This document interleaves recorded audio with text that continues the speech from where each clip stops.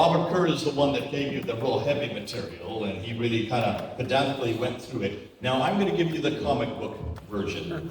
What do I mean by that? Everything you're going to need to see is up on the slides, and I would suggest you people move over to the sides because it's actually better than up there, but it's up to you because these are nicer, much nicer pictures on the sides for some reason. Nonetheless, what we're going to do now is something that I did way back in September. I was asked by there at Calvary Chapel, Chino Hills, to take everything that I teach that normally takes me 16 hours and reduce it down to 1 hour. Jack Hibbs is the pastor there, we're good friends. He said, Jay, I want 1 hour, just 1 hour. I said, there's no way I can get 16 hours into 1 hour. Well, I was wrong. I did get 16 hours into 1 hour, and that's what you're going to see now. Now that has gone online, and over 3 million people have watched it. So you are 3,050,000 that are now going to be the ones to see what it is like. Now don't try to keep up with me, just follow me, look at the slides, follow all the slides, and you'll see where I'm going with this. And then afterwards, if you have questions, you can catch me on the way back or outside and we'll go through it. So this is the newest polemic, the truth about Islam's origins. And let's get right into it. Looking at why is it we're even asking this question? Well, the reason is very simple. Remember I said at the very beginning of this conference that there are 3 forms of polemics. I said that there was the internal polemics, which is, I'll have to use that. The internal polemics is looking at the Qur'an as it is in your hand, or looking at Muhammad as you see him on the pages of the Sirah. That's internally, confronting him and confronting that book, the Book of the Man, as you see them there. That's the internal polemics, and we did that on Thursday, and that's pretty much what David Wood does, that's what Hatun Tash does, that's what a lot of you do, that's what I did for 30 years. Confront the Muhammad I saw, confront the book I saw. The problem was I was closing doors to many, many people, and people were just walking away. Muslims especially, they got angry. And they called that hate speech, and they called that Islamophobia. And to be true, there was some truth in that. The second form of polemics is what we call cultural polemics, which is what we did yesterday, looking and seeing the example of Islam around the world, culturally, politically, socially, financially, and all the rest. And that's what we did on Friday. And then the third one we have saved for today. This is the external polemics. That's why we have Dr. Robert Kerr come in, because he is one of the leading authorities on this very area. And to unpack this, Chris, who's doing it and using it at Speaker's Corner, Mel, who has been there in Ireland, has been one of my right-hand men working with me over these years. Unpacking and looking not at the Quran as we see it, not at Muhammad as we know him, asking a much deeper question, did he even exist? Was that Quran even there? And was there a place called Mecca? So that's what we're going to do. The external polemics, it confronts Mecca historically, asking whether it existed. It confronts Muhammad historically. Did he exist in the 7th century in Mecca and Medina? It confronts the Quran historically. Did it exist in the 7th century?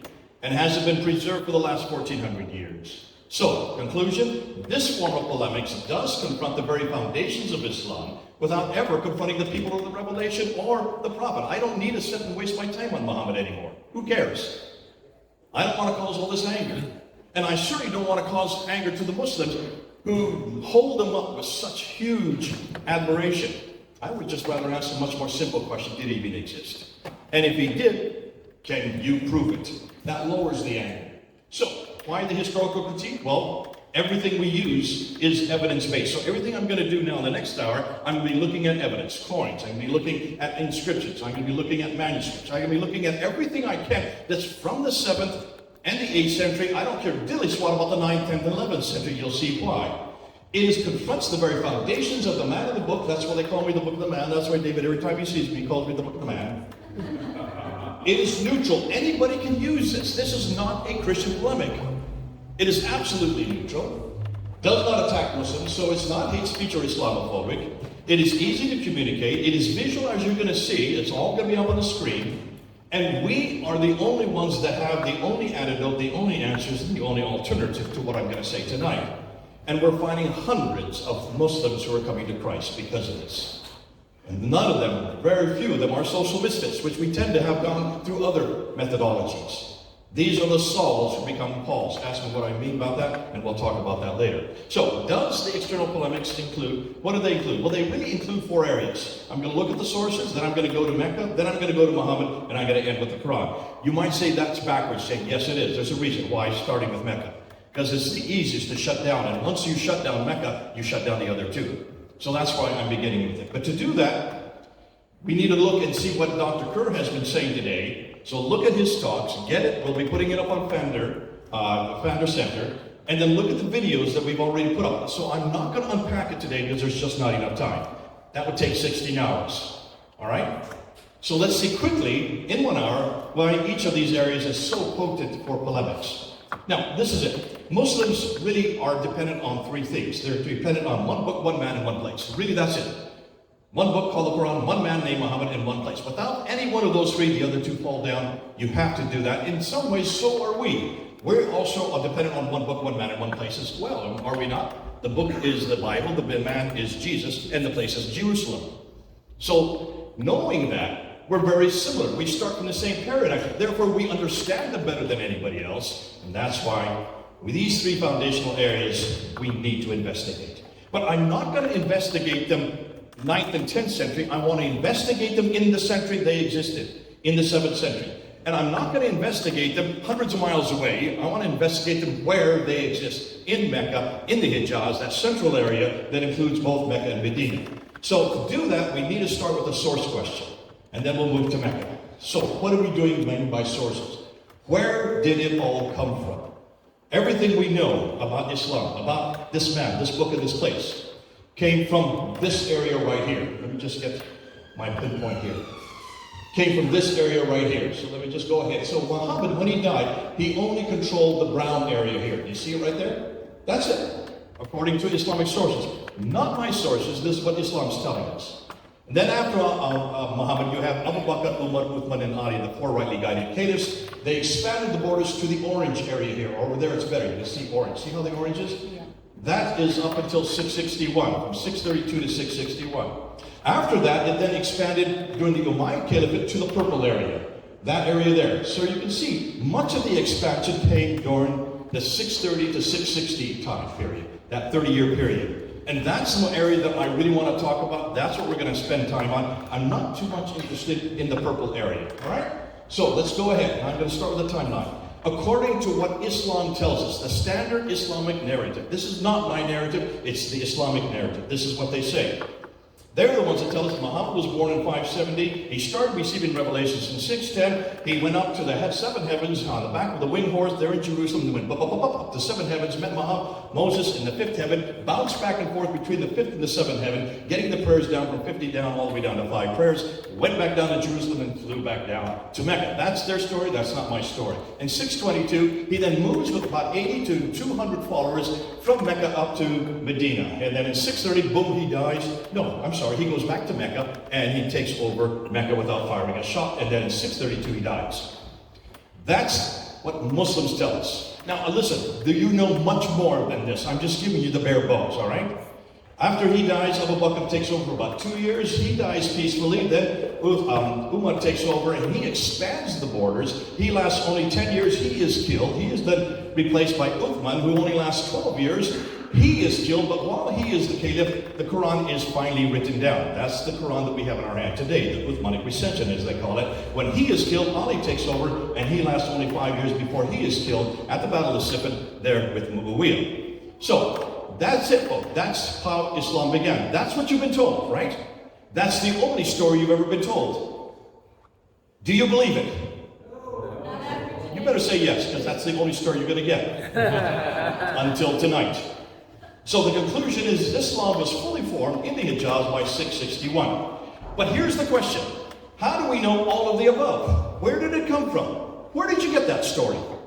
You'd like to ask, don't you? Now, you would hope that it came from people that actually knew Muhammad, right? That were actually there, listening to Muhammad, hearing what he said, seeing what he did, like Matthew, Mark, Luke, and John. Don't we have the same genre?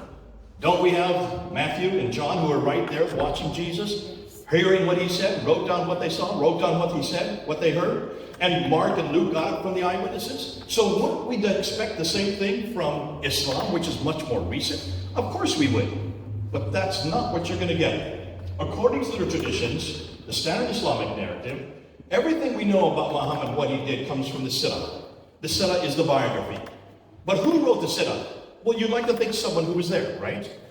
Well, as you can hear what Dr. Kerr has been saying, no, it's this guy right here, Ibn Ishaq.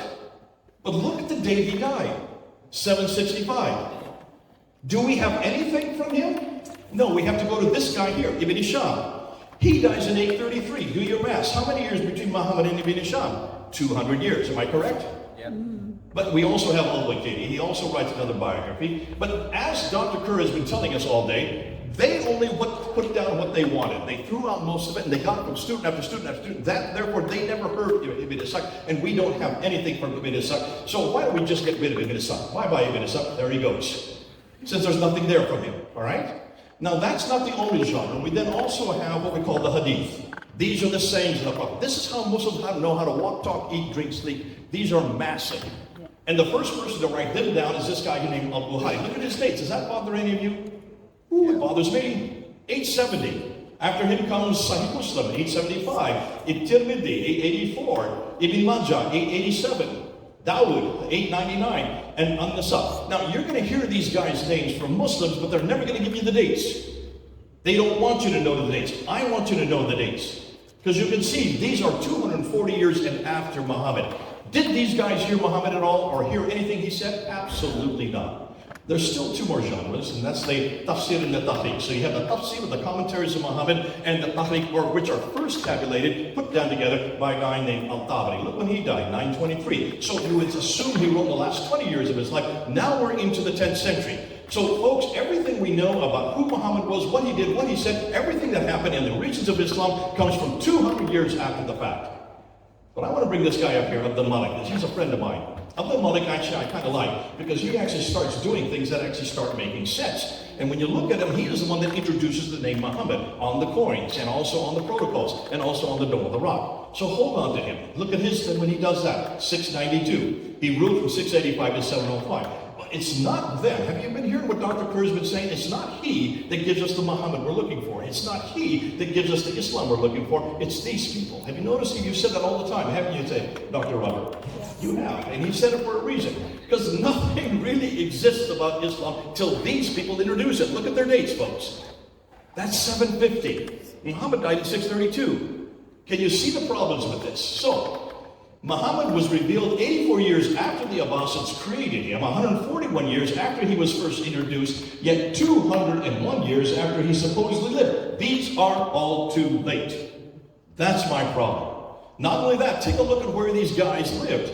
So let's take a look at what Muslims tell us. Everything happens in those two cities in the Hijaz. However, when you look and see where they wrote in that city, which is 1,200 miles away. Ibn Hisham, who was born in Basra, grew up in Cairo, and then did his writing in Baghdad. That's 900 to 1,200 miles away. Yeah, Al-Buhari, who was from Bukhara, which is in Uzbekistan, that's 2,600 miles away. Al-Tabari, who is the one that gives us the tafsir and the tahriq, he was in Tabaristan, northern Iran. That's 1,700 miles away. None of these traditional writers lived or worked in Mecca or Medina. They were too far to the north of Mecca and came from the west and east of Baghdad. These are all originated by the Abbasids from 750 AD onwards.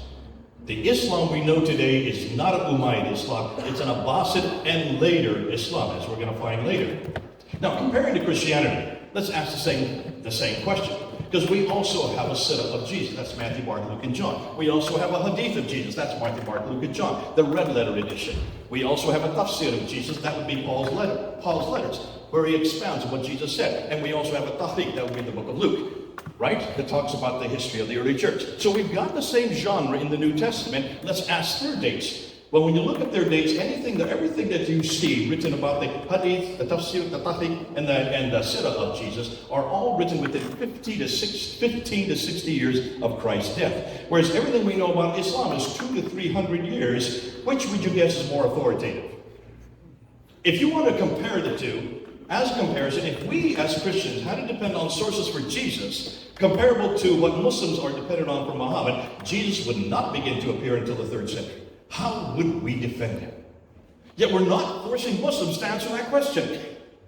We've got to show the dates. We've got to defend them and hold them accountable to how late everything they're dependent on. hold on a minute, did I just not say the Sirah was written by Ibn Hisham? Did I not just say that he was living in the 9th century? So where does this book come from? Because this is the book you all have to read. This is the book by Alfred Guillaume, am I correct? Isn't he the one that gives us the whole story of Muhammad? Isn't he the one that we're dependent on? But ask anybody in this room whether or not we have the manuscript of Ibn Hisham. No, we don't.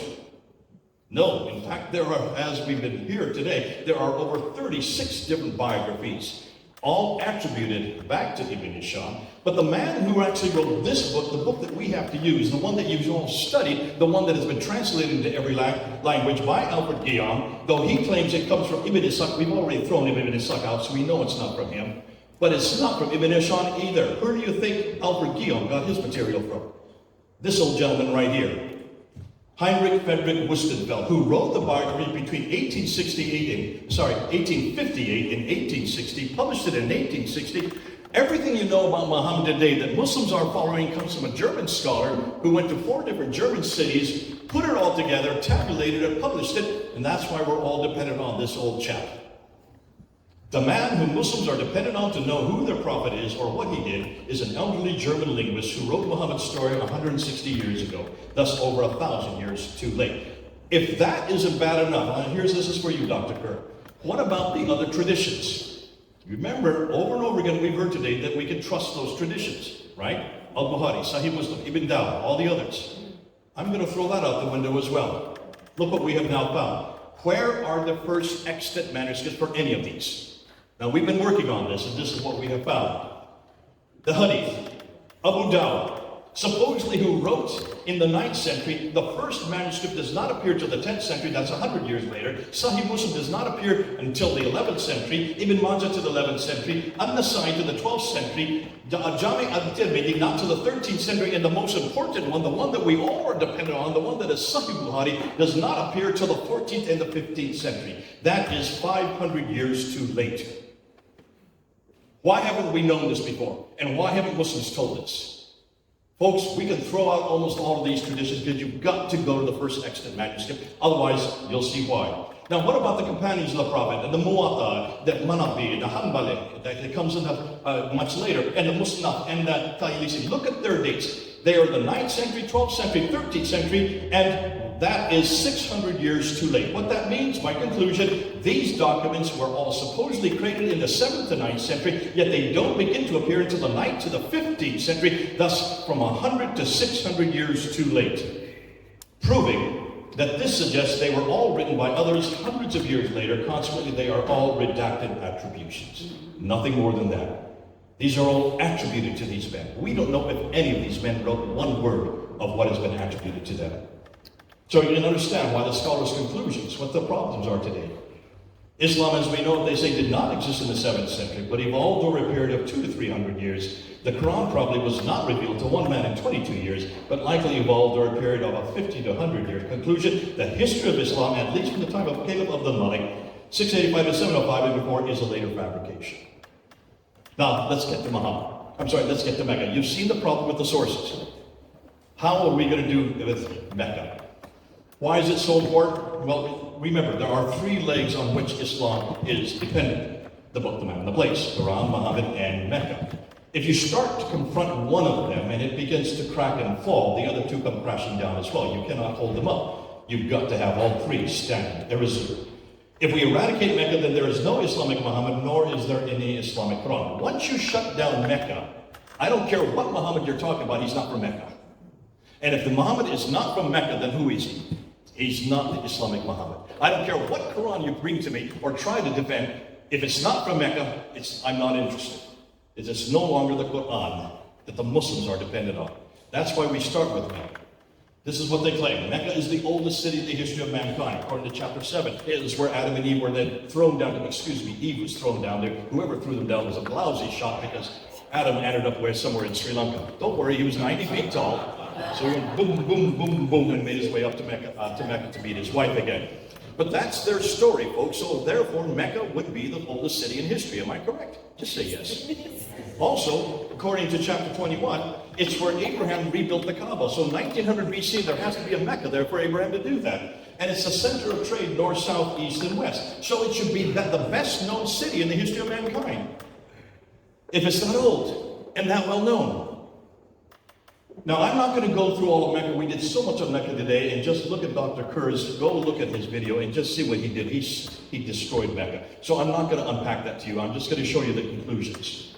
Since Mecca is foundational for both Muhammad and the Qur'an, without it, they both fall, as I said. It is important, if Mecca is so important for Muslims, that they believe that the earth is the most important city in the history of mankind, yet references to Mecca and in the Qur'an and the traditions don't hold up historically. It's not near Sodom or Gomorrah, or that Abraham or Ishmael or Hagar ever lived there. So that's the first problem. Number two, the vegetation and people listed there are all 600 to 1,000 miles to the north. Take a look at all the references and the traditions to this place where this prophet lived. Fruit trees, grass, grains, trees, streams, which make no sense, as Mecca has always been in the desert with bad and depleted desert soil. Ironically, though it's claimed to be the greatest city in the history of mankind, the Quran itself only refers to it one time, in Surah chapter 48, verse 24, signifying that the authors either did not consider it that important, or it only came into existence later on. I would suggest it's the latter. Geographically speaking, the Quran and the traditions refer to up to 300 prophets that were buried there. If they were buried, they were there buried in a kneeling position, they would still be there today. Why is it when you take a look and see, I'm sorry, I'm doing the wrong argument. Let's look at the one that's on the screen. Maybe I better look at my own notes. That's not what we're talking about. We're talking about the people that came in contact with this prophet, whose name we only find 4 times. In other words, this prophet has over and over again, he has contact with these people who are from Abut, which is what we know today as the people of Uz. He has contact with people from Thamud, who would be the Nabateans, and these people from Gideon, who are the Midians, who are the Midianites. Now take a look and see where they are. Take a look, they're all up here. Oh, I better get the other part, the other laser. Let's get the bigger one. They're way up here. Notice that, but Mecca's way down here.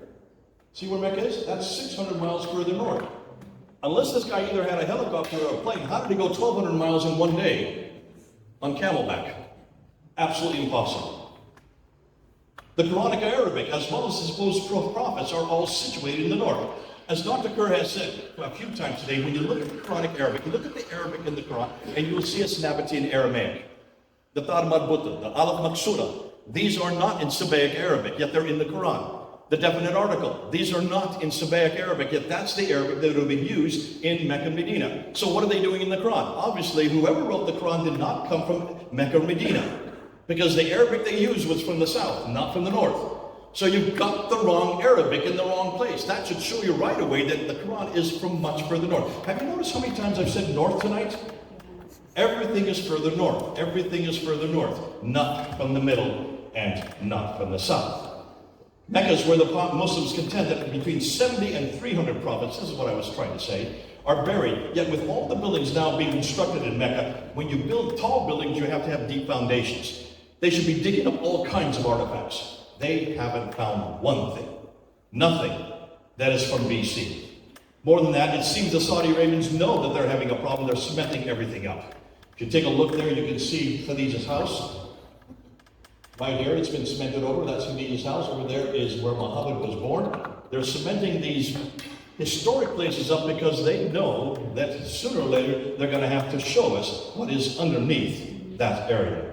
Dr. Patricia Kura did a study of looking at all the different civilizations around Mecca to see if she could find any reference to these to the city. She went to all the civilizations. She went to the Assyrians, she went to the Nabateans, she went to the Romans, she went to the Persians, she went to the Himyarites, she went to the Nubians. All these civilizations that you see there in red, all surrounding Mecca, not one word at all that she could find. Now this woman could read and write 15 languages. She read them in their original language. She was the first to do that.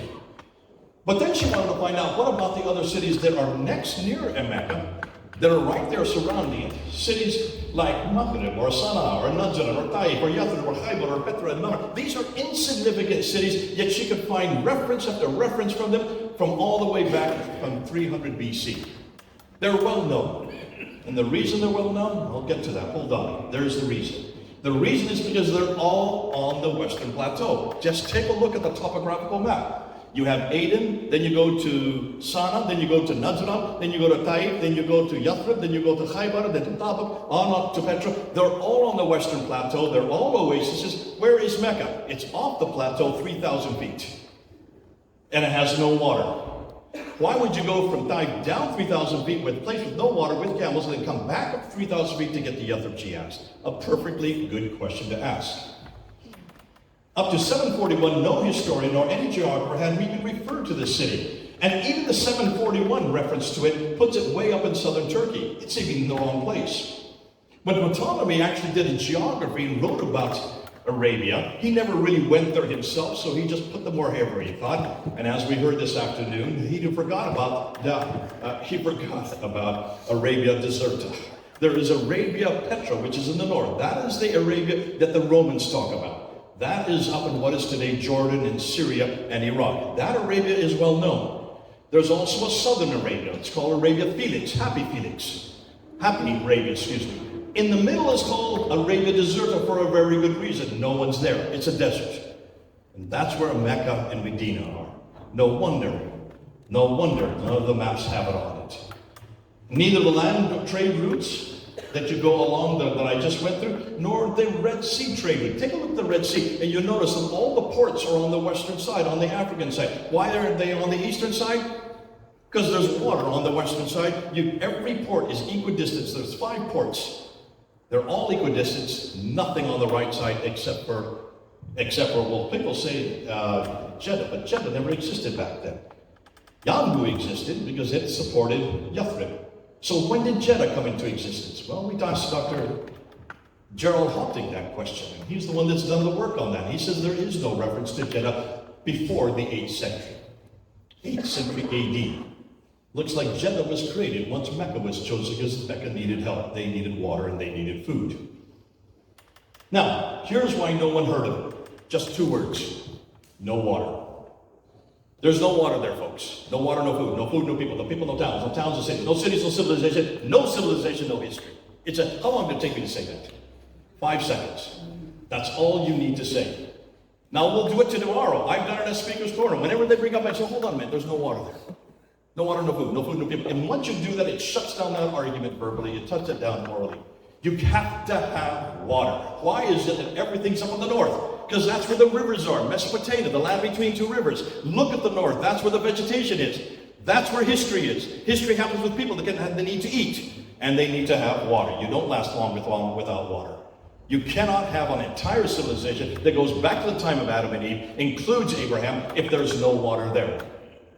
Despite Muslims claim that there is the Zamzam well there. Oh, I love this one. Well, we shut that one down really quick. This well that says inexhaustible water that feeds 4 billion people, 1.2 billion people, but 4 million that come during the Hajj. They all need the water because it's a special water that is even scented. And so therefore, God has introduced an inexhaustible source. Well, we wanted to go look and see what the source is, and all I did is go up to Wikipedia, and you can see pipes going into the well and pipes coming out of the well. And they just follow the pipes. They go up to these holding tanks, the world's largest holding tanks on the mountains of Mecca, built by the British. Thank you, British. And those holding tanks then take them out to Jeddah to these 27 desalination plants built by Bechtel Corporation, United States. This does not come from Allah, it comes from us. Thank you, Saudi Arabia. You're making all the money, but we're providing all the water. So folks, this is a big lie that Islam has, that all their water is from the Zamzam well. I won't even get into Queen Zubaydah's aqueduct and the history behind that. What about the Hajj? When you look at the Hajj, and this was funny because you brought it up, Dr. Kerr, today, those rocks that Muslims run back and forth 7 times. Look at those rocks. You can climb on them. They're only 20 feet high. Those do not constitute mountains. But when you look at them, you will notice, if they're only 20 feet high, where did they come from? Where is the original Safa and Marwa? Well, we were told that this afternoon. To do that, you need to look at this. Here you have Petra. Some people believe that's it, but I don't believe that's it. I believe that's it. Look at Jerusalem. There you can see, and I'll show it to you right now. When you look at Jerusalem, you'll see Mount Moriah. What's the Arabic name for Mount Moriah? Marwa. Between it is the Kidron Valley. On the other side is Mount Scopus. What's the name for Mount Scopus in Arabic? Safa. The original Marwa, the original Safa are in Mount Scopus. When you go, before the Muslims do even go back and forth between Marwa and Safa, they circumambulate counterclockwise 7 times. Why number 7 and why counterclockwise? Because the Jews did that in Jerusalem. Everything has been copied from the Jews. It's all coming from that place. No mosque had a Qibla facing Mecca until 715. This is a huge problem for a lot of Muslims. Now, they weren't called mosques that early. They were probably called temples. Nonetheless, they're all facing Petra all the way up until 715. The first one that is facing Mecca is not till that later. The antecedents for the Meccan pilgrimage makes more sense with Jerusalem than they do with Petra, as they are not only earlier, but they are used many of the same functions. In conclusion, certainly, someone, somewhere, at some time, should have known about this city, yet no one, anywhere, nor at any time has, proving that it never existed at the time of Muhammad, nor during early Islam. So if Mecca did not exist, then what do we do with Muhammad? And what do we do with the Quran, since they are both dependent on Mecca? That's next. Let's now look at Muhammad. Problem with Muhammad, just follow the evidence on the ground. So this is what they claim. That Muhammad was born there in 570, lived there for 60 years until he moved to Medina, that he is the model for all of Islam, that he was the one that received the Quran, that everything we know about him can be found in the Sirah and also in the Hadith about his biography and his sayings. Unfortunately, these references are all in the 9th and now up until the 19th century, 200 to 1200 years too late. Nonetheless, the question is this Muhammad of Islam referred to in the 7th century or in the place he lived, the Hijaz, or doing the things he had purported to have done? Before we find out, we need to first deal with the word itself, Muhammad. And that's what they're going to ask you. What is in the name? Remember, when they ask you, they always ask you with vowels included, but there were no vowels that early. There was no U or A. There was only Mim, Ha, Mim, Dal. That's it. Just 4 letters. So how do you say Mim, Ham, Mim, Dal? Mahmad. Or Mihmad, or whatever you have to put the vowels there. So you need to go back to those 4 letters. And when you go back to those 4 letters in the 7th century in Arabic, it would have been Mahmad because there were no, I already said that, just 16 consonants. Today there are 28. The vowels were only created and added in the 8th and 9th century. So when you look at the manuscripts, take a look at those manuscripts. There you have the Ma'il, the Samarkand, the Petropolitanus, and the Sonnet. Do you see any dots or any vowels there to give you the vowels? That would be the Dama, the Kasra, the Fatah, to give you the vowels, and the dots to give you the consonants. Do you see them there? None. Now this one does start to have it. You see it on the photocopy manuscript. And these are 5 of the 6 major manuscripts that we're now confronted. So what does Muhammad mean in Arabic? Well, if you ask anybody in Arabic what it means the praised one, or the blessed one, or the anointed one, or even the Messiah. Thus, it is not a name, it is a title. It was first introduced by the Ugarites in 1400 BC, then taken by the Hebrews. Now, all over through the Bible, 11 times you will find Muhammad in the Bible, and it's right there in Song of Solomon 5:16. The altogether lovely one, the altogether lovely referring to Solomon is the Muhammad. So he was well known in Hebrew. It was subsequently employed by St. Ambrose in the 4th century AD as a title for Jesus Christ as the Messiah. So from the 4th century on, Muhammad was the Messiah. 4th, 5th, 6th, and 7th century, you can see then why by the time we get to the 7th century, let's stop at the 6th century, because the Jews also use Muhammad to refer to not only on an inscription in 523 as the Lord, but also the title for the exilarchs in the 7th century. We know of 5 exilarchs that use that title. So by the 7th century, the Christians use Muhammad to refer to the returning Messiah, while the Jews use Muhammad to refer to the Messiah yet to come, including the 5 exilarchs. Each time they died, then the next one became the Messiah. He died, then the next one became the Muhammad. So it's understandable why then Muhammad was well known in that part of the world and at that time, including that coin that we're going to get to, because that coin you can see, the Mim, Ha, Mim, Dal. You see it there? If not, we'll show it to you later on. So Muhammad was well known in that part of the world and at that time, but it was not pronounced as Muhammad. That is how we pronounce it today, and therein lies the confusion. We're looking for Muhammad when we should be looking for Muhammad. We should be looking for those 4 letters. Knowing that, let's now look at the coins to see where Muhammad was first introduced. When you look at the coins, in the 7th century area, a ruler introduced coins to announce who he was and what religion he belonged to and where the coin was minted. So this is the way. They didn't have television, they didn't have radio, they didn't have any way to announce himself, but they had coins, knowing that everybody would hold coins. That would be their announcement. Now, oddly enough, when you look at the mints from the 630s all the way up in the 660s, take a look what the mints are. The mints are not where they should be. If the political power is down in Mecca and Medina, the mints should be down where the caliphs are. In this case, the rulers are. But look where they are. They're way up in the northwest, in what is today Syria, and over in the east, in what is today Iraq, in Iran. That's hundreds of miles too far north. Here we go again. It's all up in the north. Why? Because that's where the people who use coins live. And people who use coins have to eat, and they have to have water. And therefore, you go to where the people exist. According to every Islamic tradition, however, the center of Islam, all the 5 caliphs ruled from Medina, in the Hijaz, where that arrow is pointing to. Most troubling, none of the coins from 630 to 661 have the name Muhammad or Abu Bakr or Umar or Uthman or Ali, the names that should be there to announce who they are. They're not on any of these coins, and even the word caliph is not there because that was not yet used. Finally, with the reign of Muawiyah in 661 to 680, we find coins of someone who we know well about. In fact, his name is Muawiyah. Look at the coins. This is my coin, by the way. I'm buying them because I know that once the Muslims find out what we're finding out, they're going to buy up the coins and melt them down. So if you find them, let me know and I'll buy them from you. So there you can see, there's the ruler with his, notice what's on his hand on either side and notice what's above his head. There's a cross, there's a cross, there's a cross.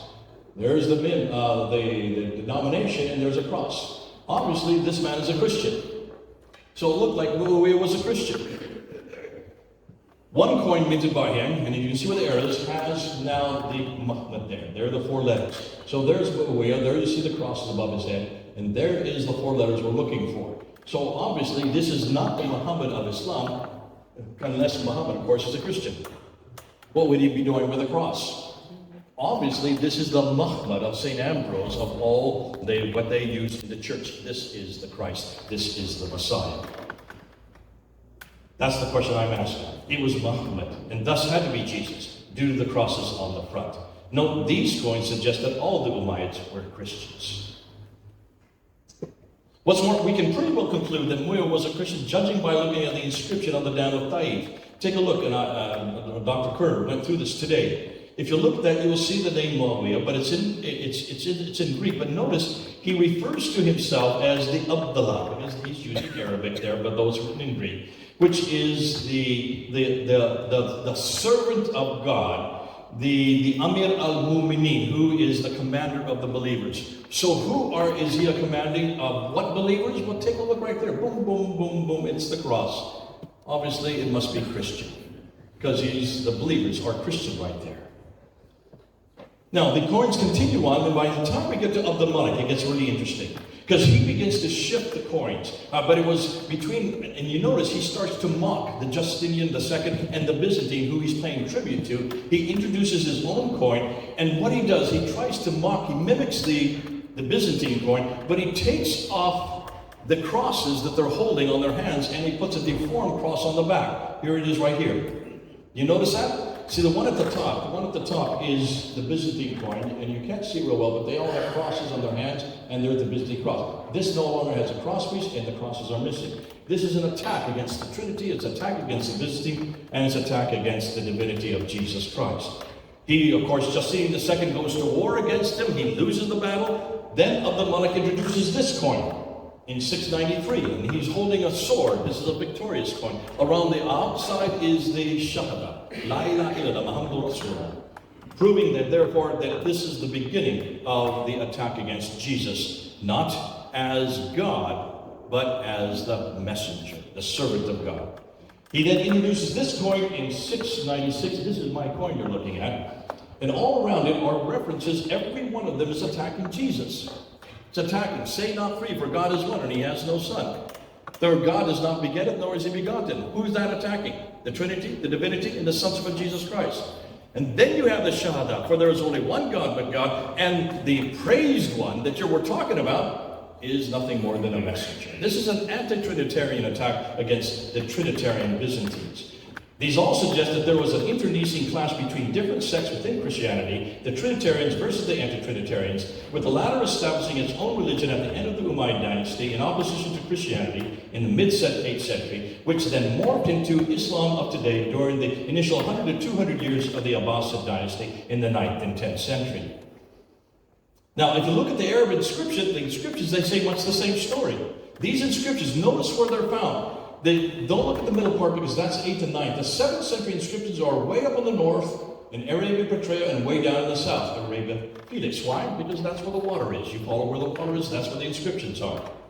Ilke Lindsten, who's probably done the best work on this, he looks at that 100-year period between 640 and 740, and he's looking at 30,000 different inscriptions. And what he notices that prior to 690, there was no evidence of anything Islamic on the inscriptions. There's formula that is there, but it's not Islamic. It's very pious formula. Between 690 and 710, you see the word Muhammad starting to appear, but that's the Muhammad we've been seeing, or we can see this is the Muhammad that should be there, because this would be the person of Jesus. Between 710 and 720, the Muslim rites begin to appear, the pilgrimage, prayer, and fast, and it's not until 730 now. Dr. Robert Kurt has corrected me. I didn't realize this. You're saying it's 975 that the word Muslim finally first appears.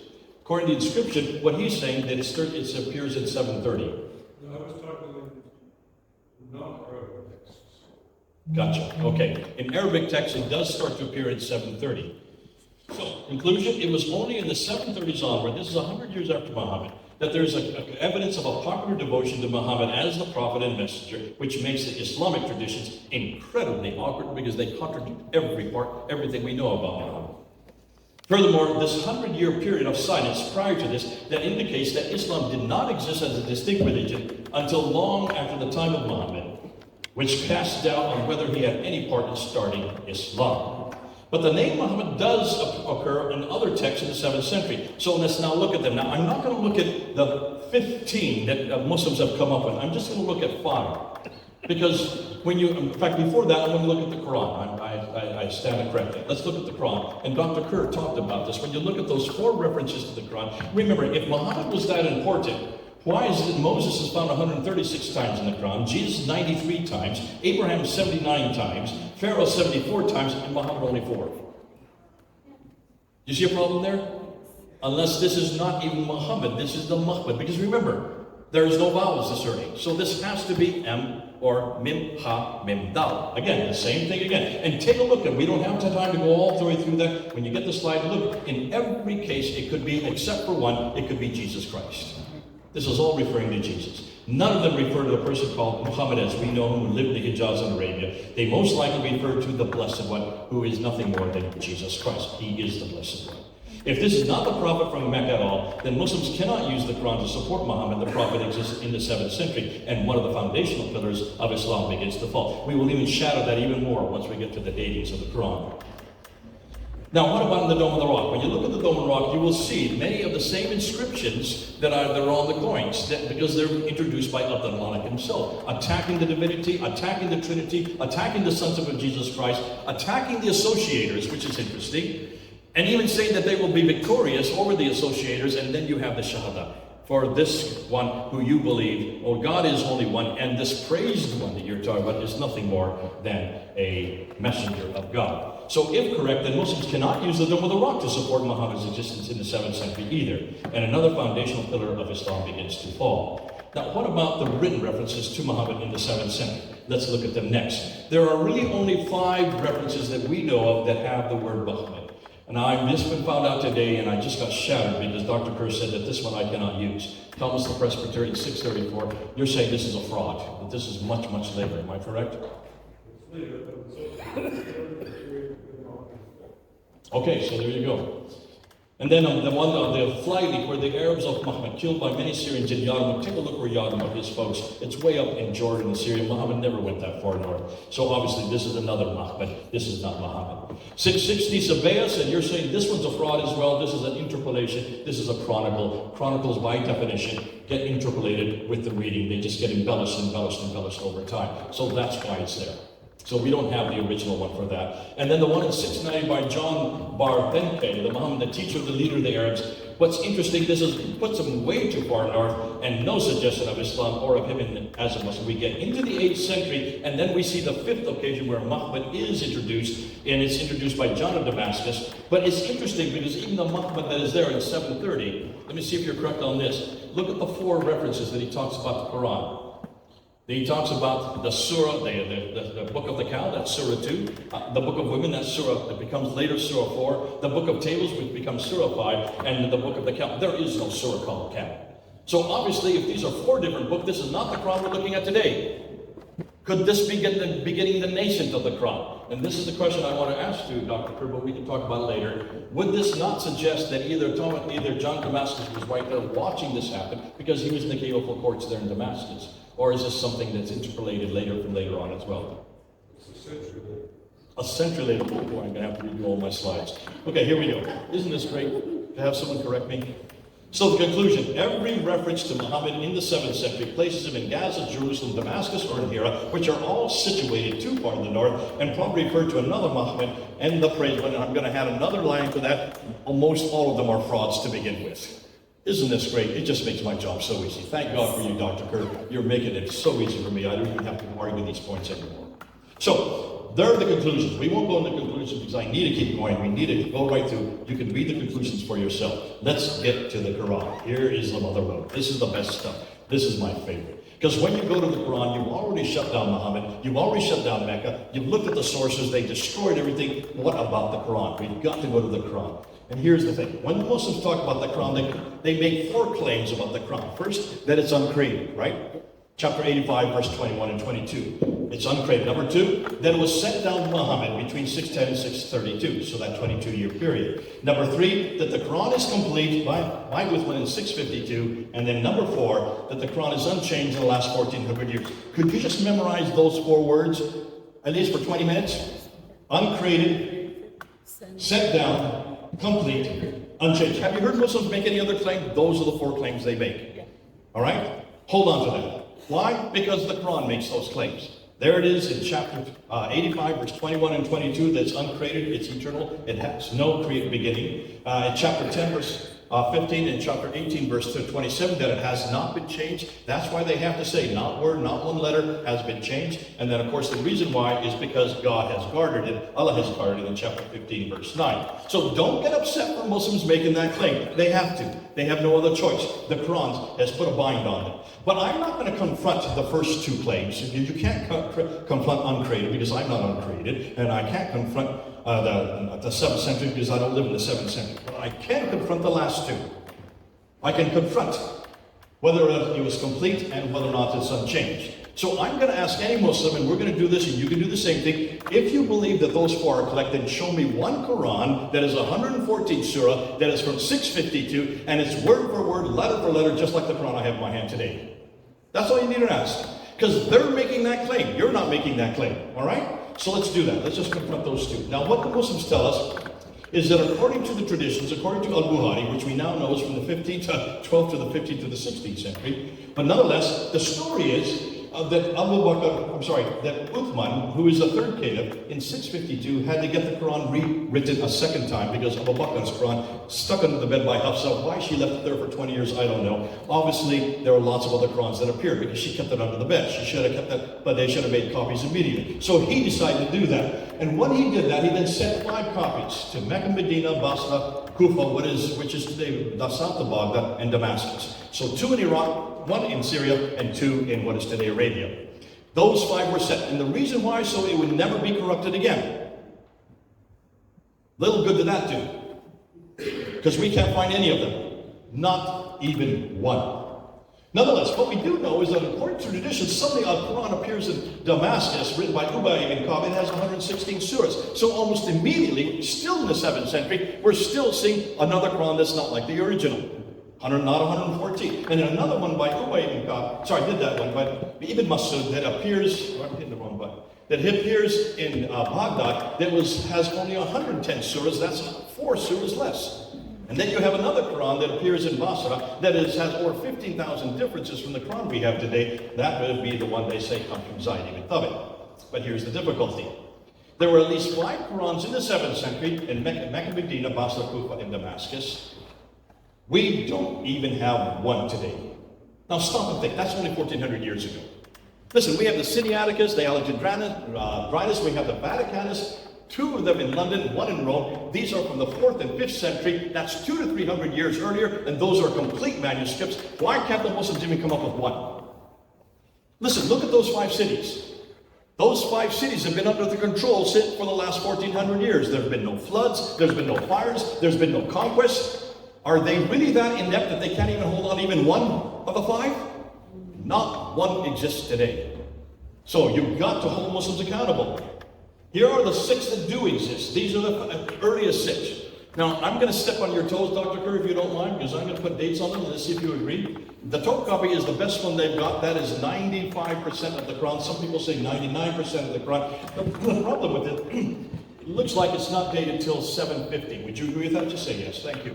But Dr. Kerr, is it not true? There are 2,270 variants in it. That means these are consonantal variants, because there's no dots there. So these are consonantal variants. When you change a consonant, you change the word, you change the meaning. So already the best Quran they have has 2,270 manuscript variants. We've got to let the Muslims know that. The one on the right, the summit not only goes up to Surah 43, and of the 43 surahs, 16 of them don't even exist. The one that is complete is the only one that is complete, and there are so many grammatical errors that it's become an embarrassment for Muslims, because whoever wrote it did not know Arabic very well. Something like me. The Mild Quran, which is in the British Library, you can see it right down here. When it's here, it only goes up to Surah 43. So it's like the Summit Cup. Only about 50% of the Quran exists. It has hundreds of manuscript variants. The one on the right is dated to 790. That's the late 8th century. The Metropolitanus is the one that is in Paris in the Bibliothèque Nationale in Paris. That one is about 23% of the Quran. It has 93 manuscript variants. It is dated to 720. Al-Husayni manuscript that is in Cairo is probably the most damaging one. This is a monumental text because it has hundreds of coverings. We're going to get into that. It is dated to the mid to the late 9th century, and the most exciting one is this one right here, the Sana manuscript. But this is from Garrett Quinn. This is his facsimile that he showed me. And over here you can see Surah 19, and then it jumps to Surah 22. What happened to Surah 20 and 21? Well, they begin to appear on this side of the page, but there are 2 different scripts there. Can you see that? Of course you can. Just say yes. 2 completely different types of script, and there's about 60 years between those 2 pages. So this is evolving as you go along. Every time you see an orange mark, see those orange marks? That's a manuscript variant. That means it's a word that's there, that's not in the Quran we have today. He says there's about 1,000 of these manuscript variants that they have found, and yet this is the earliest one. This is dated to 705. Notice, what have we said? Let's look at the conclusion. When we look at the 6 earliest Quranic manuscripts, we find that none of them are from the 7th century. None of them are complete. None of them are completely agree with each other. None of them completely agree with the current text that we have today. All of them hundreds, even thousands of subsequent manuscript variants. So where then is the first complete Quran? And could we have recently discovered it by an older example? What about the Polemics on the Salam manuscript? When they did, and they uncovered, they separated the 2 layers, they found that there were 63 verses underneath, 70 differences between the 2 layers, which suggests that there's all kinds of problem. This looks like a nascent Quran. Now, Asma Hilali said that this is a school text. You do not give parchment to students. They're very expensive because these are animal skins. Dr. Elizabeth Quinn says that this is a nascent Quran with corrections, then washed off and rewritten possibly in 705 or later. Some say that we have an even older Quran. This is the Birmingham folio. Now, I'm going to dispute you on this one, because I do like the dates. I'll tell you why. The dates are from 568 to 645. We got a real, Dr. Kerr did a very good job of really shutting that down with the carbon dating dates. Let's go with the carbon dating just to help our Muslims out, okay? If these are correct, and these are from 568 to 645, so they cover the life of Muhammad, just look at the contents that are in there. 63 verses. Listen, this is not a full Quran. There's 6,000 verses in the Quran. Even the 63 verses don't cover the 3 surahs that they contain, because there's 343 surahs verses in those surahs, those 3 surahs. But when you look at those 3 surahs, chapter 18, verse 70 to 31 is the 7 sleepers of Ephesus, a Christian. This is not Quranic. So first of all, this is pre-Quranic. Am I correct? When you look at Surah 19, it's the Syriac Christian and Rabbinic Apocrypha from Proto-Evangelium of James in 145. That is the 2nd century. When you then look at Surah 21 to 40, that's the story of Moses, which comes straight out of our Bible, folks. Conclusion, these folios are pre-Quranic, pre-Muhammad, and thus pre-Islamic, written by Christians, Jews, and secular Arab writers, and then simply borrowed by the later Muslims for their own revelations in the 8th to 10th century. I have no problem believing that these are 7th century. Because where do you think the Quran got its material from? It would have to have earlier material, Christian, Jewish, Ethiopic, and Syriac material, right? This is probably an example of if the carbon datings are right. And I'll go with you, Robert, or it could be that carbon datings are wrong, but let's then go to this guy. This is my good friend Dan Brubaker, because he has probably done more damage to the Quranic manuscript than anybody else, because he bothered to go and photograph them and film them in place. And he went to hundreds and found, oh, did I say hundreds? Thousands of manuscript variants. But these are not the qira'at that you've been hearing about. This is not the dots and vowels. These are the razm, the consonantal text. So when he went there, he noticed that there were hundreds of insertions. You see that insertion there? See insertion? These are inserted at a later time. Why were they inserted? Because now they actually correspond with today's Hafs consonantal text. Notice I'm going to say Hafs quite a few times. Here's ones where you see erasures. They erase that, erase that, erase that. What was there? We don't know. But what is left behind now support the Hafs consonantal text. Here you can see erasures overwritten. They just wrote over top. They didn't even try to hide it, not thinking that we would look at it. What happens now when you see the words that are written over top? They now support the Hafs text. Here's what we're writing without erasures. Entire lines that have been written over top of some of these manuscripts, proving that they were trying to standardize them to what? The Hafs consonantal text. Now here are the most damaging ones. These are coverings. See, there's a covering there, there's a covering there. Take a look at this page. There are 8 different coverings on one page. It almost looks like chicken scratches. But what is left behind now supports the Hafs consonantal text. Here you have selective coverings overwritten. They covered it, and then they just wrote with a few letters that were in a later ink and a much later ink. And then he came across these tapings, and he thought maybe these were because there was damage on the other side. When he looked at the other side, there was no damage whatsoever. That is censorship. That is standardization of the first order. These insertions, these erasers, these coverings, these patches suggest wholesale censorship during the 700-year Ottoman Empire, standardizing the text in each of these manuscripts to support the 1924 Hafs razm. Now, I wanted to introduce his book. I went down in 2009 to Speaker's Corner, and Hatun and I were up on the ladder, and Mansour Ahmad, who is responsible for all the manuscripts on the Islamic Awareness website. So he knows these manuscripts, and he's the one that places them up there. And he put his ladder next to me to try to shut me down. And what happened was fascinating, because he made the pronouncement that we could trace the textual tradition of the Quran all the way back. He started with Muhammad, and when he saw that I was going to hammer on that, he went quickly back to Uthman, to 652. Then we have a textual tradition that goes all the way back to 652. So I turned to him, and I said, fine, show me what manuscript you're talking about that goes back to 652. He was quiet. He couldn't say anything. So I said, okay, what about the 7th century? If you have any manuscript that goes back to the end of the 7th century, I'm willing to go with that. He could not answer that. So finally he said, no, the first Islamic century. So that goes from 622 to 719. That means 8th century. I said, okay, now let's go with you. Show me one complete Quran by 719. He says, we have 97% of the Quran. What did he mean by that? Well, you need to go up to the Islamic Awareness website and see what he's talking about. When you go up there, this is the answer. 97%, this is it. There's the 97%. 63 different fragments. When you add them all up together, they can come up with 97% of the Quran. What he didn't know is that we were going to check out every one of these. So we checked out every one of these manuscripts. Dr. Pat Andrews did this for us. Dr. Pat Andrews is an amazing person. And this is what he found. Of the 63 fragments, 20 of them are tentative. In other words, no one's really come to any conclusions. Those are the green arrows going up right now. So he shouldn't have used those because they haven't really come to any conclusion. 9 of them, they have come to conclusion, and they're all dated to after 719, including the biggest one, which is 50% of the Quran that they need for, and that's the Mecca, the 2165 manuscript that's there in London, right here in the British Library. And the other 34, no one's done any work on whatsoever, so why did they even use it? They didn't think that we would actually hold them accountable for it.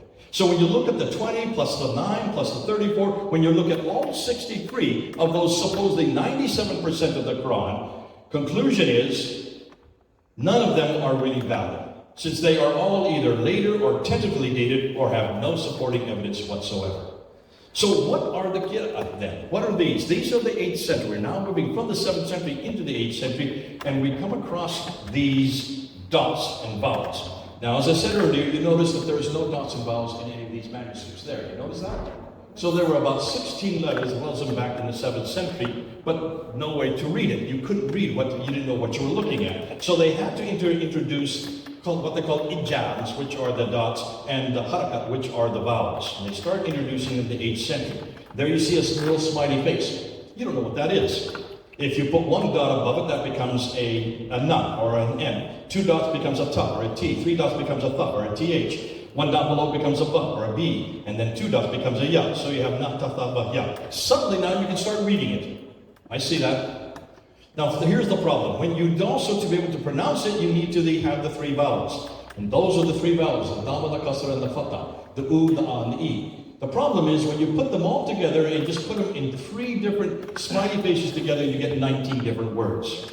So when you do that, take a look what Hatun found. She found 26 of these Qur'ans, all of them with different harakats and different vowels. 26. We took them down to Speaker's Corner, we held them up, and what are the 26? We now are finding 30 of them. These are the ones you can get on Wikipedia, folks, but what people aren't telling you are the dates. Look at all those dates. Not one of those knew Muhammad. Not one of them had ever read it, had ever heard Muhammad speak or got his additional one. The one we use today is the Hafs. When you compare the other 29 against the Hafs, you get 93,000 differences. So, we took them down to Speaker's Corner, we showed them down there, and who was down there but our good friend Muhammad Hijab, telling all the Muslims to come to him, not to watch us, not to hear us. He was going to explain it all. So what happened? Well, as 4 years today, he had this interview with that man, Dr. Yasir Qadhi, June 8th. Yasir Qadhi, when he said to him, what is your problem? Muhammad Hijab put his hand out and said, which Qur'an is the eternal Qur'an? Which is the one that Muhammad received? Which is the one that Uthman wrote that we can use today? Qadhi said, do not ask me this question. We don't talk about this in public. This has been the most difficult problem for the last 1,000 years. Only with the most advanced students do you do this. And he says, you do a deep dive and I'll explain it to you. Because we have a respect for the Quran. We put a red line above it and beyond that we don't go. But at Yale University where he got his doctorate, there were no red lines. And he had a crisis of knowledge, he said. And then he turned to Muhammad Hijab and he said, your narrative, your standard narrative has holes. Ooh, I love that. We started clapping. Because what's standard narrative? Standard Islamic narrative. S-I-N. Sin has holes in it, and we know it does all the way through because we've seen one after another.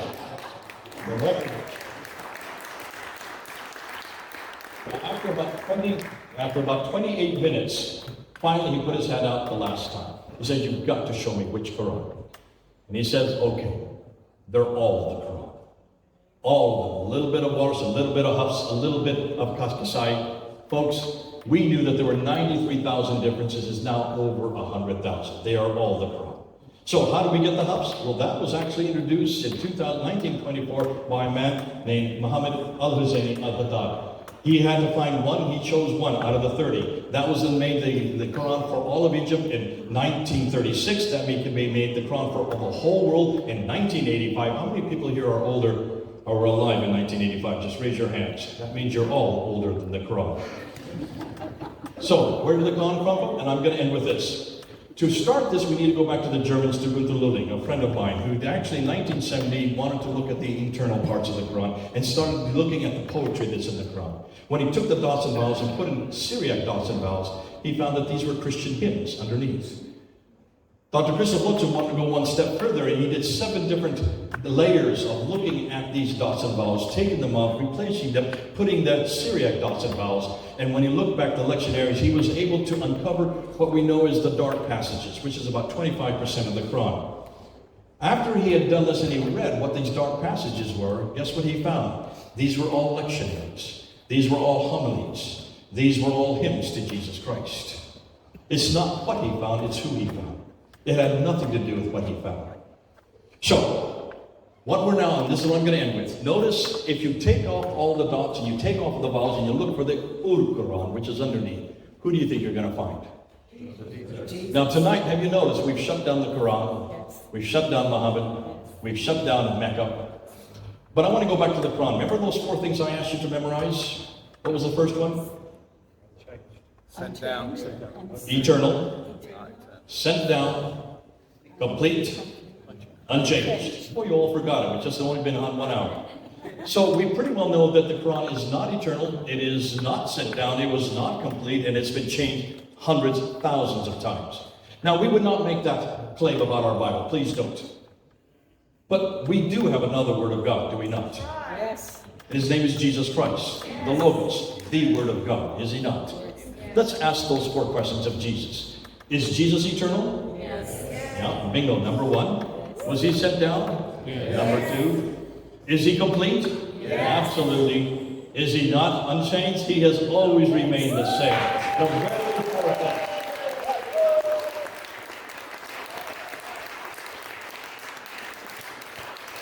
The 4 things that Islam needs for its eternal, its final revelation, we have in Jesus Christ. Conclusion, the 4 criteria Muslims are looking for in the Quran, their primary revelation, we already have in Jesus Christ, our primary revelation. Conclusion, let's bring them home to a much better, a greater, and a revelation, Jesus Christ.